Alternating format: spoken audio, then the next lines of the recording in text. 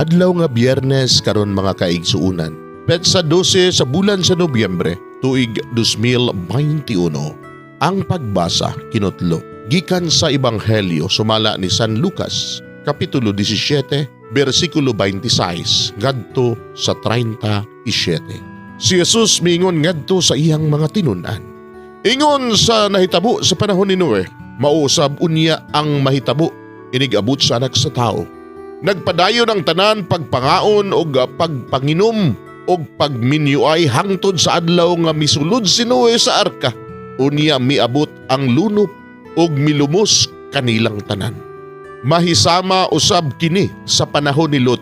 Ang tanan nagpadayon pagpangaon o pagpanginom, pagpamalit o pagpamaligya, pagpananom o pagpamuhat og balay.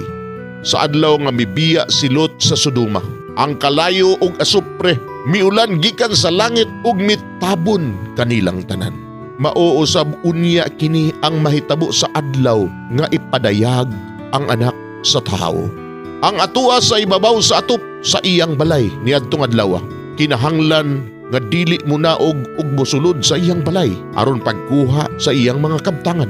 Ang atua usab sa iyang uma kinahanglan nga dili mo pauli sa iyang balay. Hinumdumi ninyo ang asawa ni Lot. Ang naninguha pagluwas sa iyang kinabuhi, mawad-an niini. Apan, ang magwagtang sa iyang kinabuhi, magluwas niini. Niadtong gabhiuna, may duha ka tawo sa higdaanan. Kuhaon ang usa, ug ang usa ibilin. Ug may duha ka babae nga magaling. Kuhaon usab ang usa, ug ang usa ibilin. Ang mga tinunan ng utana kaniya. Asa man Ginoo, si Jesus mitubag, hain gani ang lawas nga patay, adto usab didto magtapok ang mga agila. Mga igsuon, ang Ebanghelyo sa Ginoo, daygon ikaw o Kristo.